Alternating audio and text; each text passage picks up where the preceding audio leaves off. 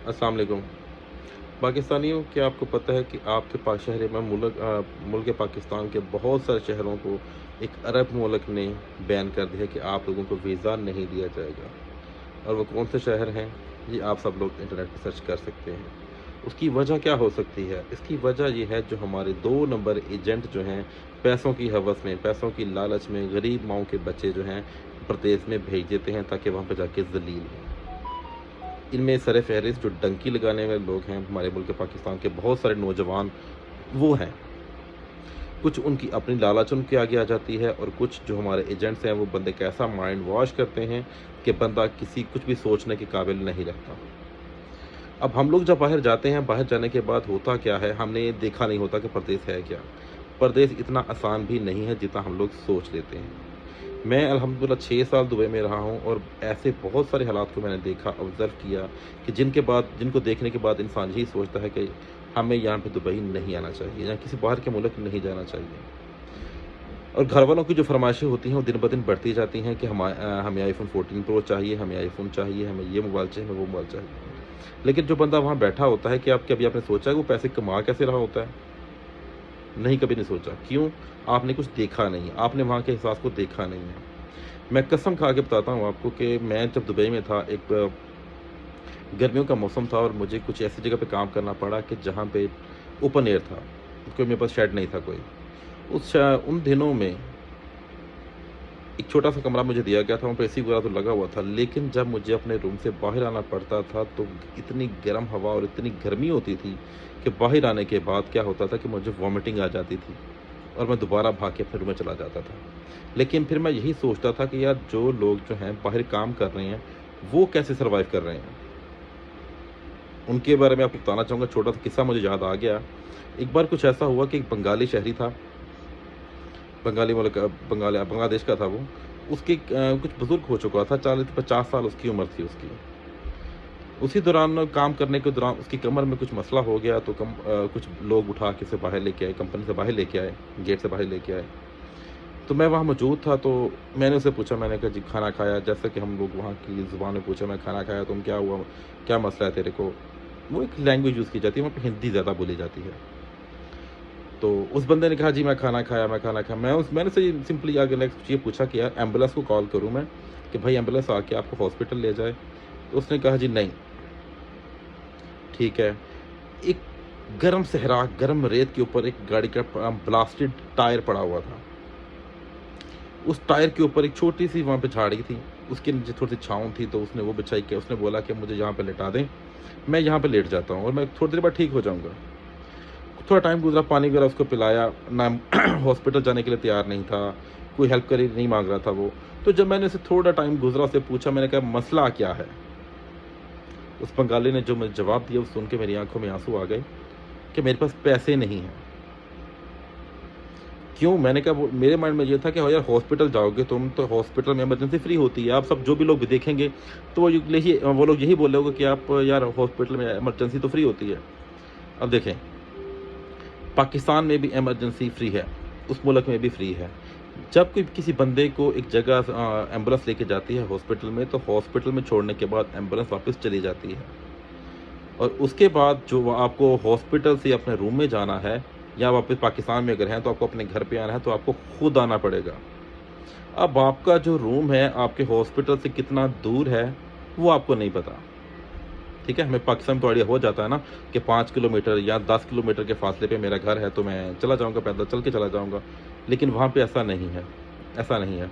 आपका रूम कहीं और होता है, और हॉस्पिटल काफ़ी दूर होते हैं, तो आपको बाय टैक्सी आपको हॉस्पिटल से अपने रूम में जाना पड़ता है। तो उस बंदे के पास वो पैसे भी नहीं थे। ख़ैर, मेरे अपनी जेब से 20 से 25 दिरहम निकाले, उसको मैंने, जो मेरी पॉकेट में थे, मैं उसको दिए। मैंने कहा, यार ये तुम रखो और तुम हॉस्पिटल जाओ। तो बंदा फिर भी जाने के लिए तैयार नहीं था। अब मैंने कहा, जब क्या मसला है? उसने मुझे यही बोला कि यार, मेरे पास ये काफ़ी नहीं है पैसे।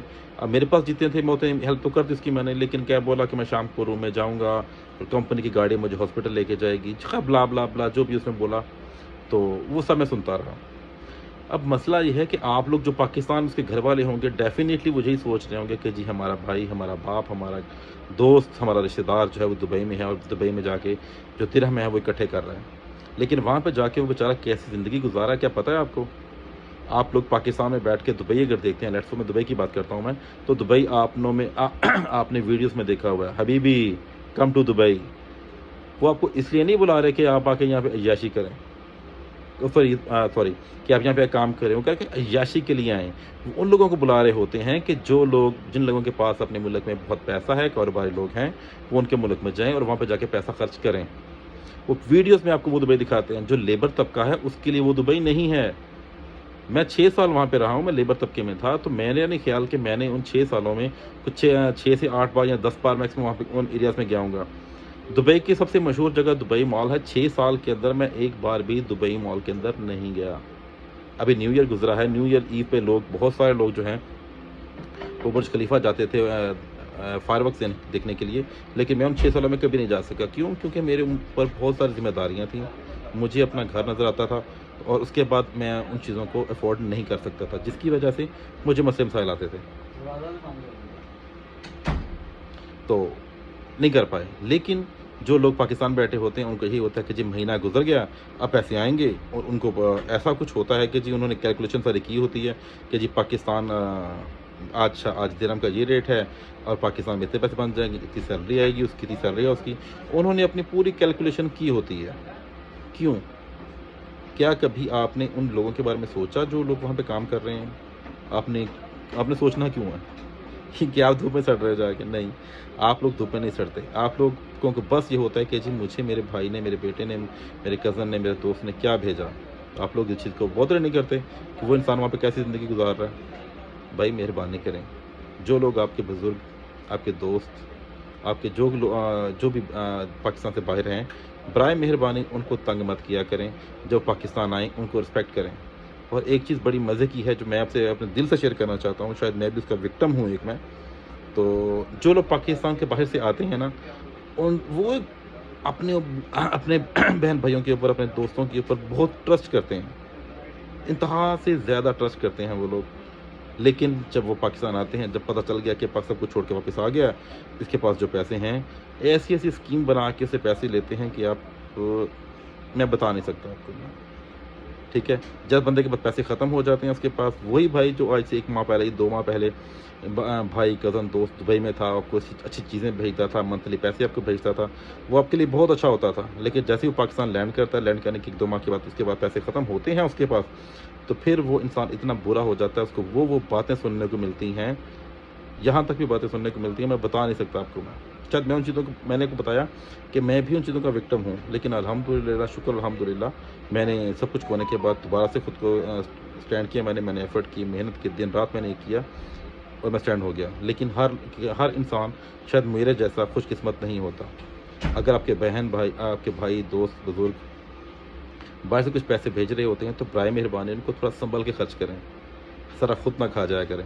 اور جب وہ آئیں پاکستان، ان کو آپ کے اوپر بہت ٹرسٹ ہوتا ہے، انتہا سے زیادہ ٹرسٹ ہوتے کرتے ہیں وہ آپ لوگوں کے اوپر، کہ میرا بھائی ہے، میرا دوست ہے، میرا کزن ہے، میرا ماموں ہے، چاچو ہے، تایا ہے میرا، تو وہ میری ہر بات مانے گا، جو حقیقت ہوگی وہی مجھے بتائے گا. لیکن نہیں، پاکستان میں لوگ ایسے ہیں کہ 2 دھاری تلوار کی طرح دونوں سائڈوں سے کاٹتے ہیں کہ کہیں انسان بچ نہ جائے.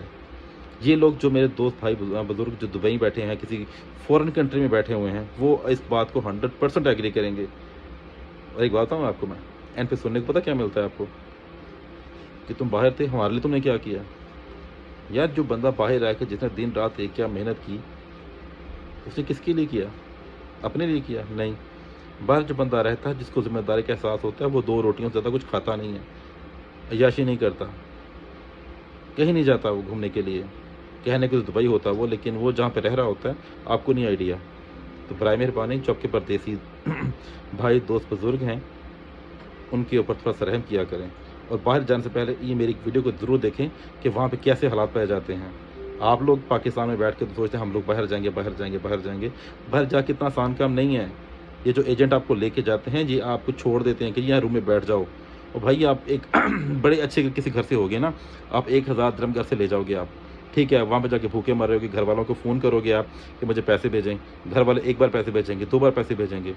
₹65 का रियाल है इस टाइम पे, 3 बार पैसे भेजेंगे, फिर क्या करोगे आप? नहीं भेजेंगे पैसे घर वाले भी। आप लोग अपनी ज़मीनें बेच के, अपने घर बेच के, अपनी फसलें बेच के, जानवर बेच के बाहर जाते हो आप लोग, और एजेंट आपको क्या करते हैं, अब आप लावारस छोड़ देते हैं आप लोगों को। फिर आप लोग क्या करते हो, वहाँ पे जाके भीख माँगना शुरू कर देते हो। फिर वो मुल्क आपको बैन कर देते हैं, आपके शहरों को, आपके ज़िलों को बैन कर देते हैं। तो बराए मेहरबानी पाकिस्तान में रह के अगर 2 ढाई लाख 3 लाख रुपए या 4-5 लाख रुपए लगाते हो आप, तो पाकिस्तान में छोटा-सा कारोबार करो, वो रेहड़ी लगा लो, लेकिन बाहर जाने की ज़रूरत कोशिश ना करो। अगर आपको अच्छे पढ़े लिखे हो, स्किल्ड पर्सन हो आप, तो आपकी डिमांड है। लेकिन अगर आपको कुछ आता भी नहीं है, लेकिन मैंने बाहर जाना, क्या करोगे आप? बाहर जाके लेबर बनोगे आप। लेबर बन के क्या करोगे जी? वही आपका 1000 दिरहम सैलरी होगी आपकी, और 1000 दिरहम में से 400 दिरहम आपका खर्चा हो जाएगा। या बड़ा तंग दस्ती से 10 दिरहम रोज़ के खर्च करो, तो 300 दिरहम आपका डेली खर्चा हो जाएगा आपका, 700 दिरहम भेजोगे। 700 दिरहम से क्या होगा जी आपका? आपका 50,000 बन जाएगा मैक्सिमम, ये कि जितना भी बनेगा, मुझे इस चीज़ का नहीं आइडिया। 50,000 बन जाएगा। फिर क्या होगा आपका हाल? आप खुद क्या होगे? 5 साल बाद आप किसी काम के काबिल नहीं रहोगे आप। वक़्ती तौर पे आपके घरवाले भी खुश हो जाएँगे, लेकिन वापस आके क्या होना है, आपके साथ फिर वही सब कुछ होना है, जो मैंने आपको सुनाया। अगर ऐसा ना हो, तो जो एक्सपीरियंस्ड लोग हैं, जिन्होंने फ़ॉरेन कंट्री में कुछ टाइम स्पेंड किया है, आप उनसे एक बार पूछ लें आप।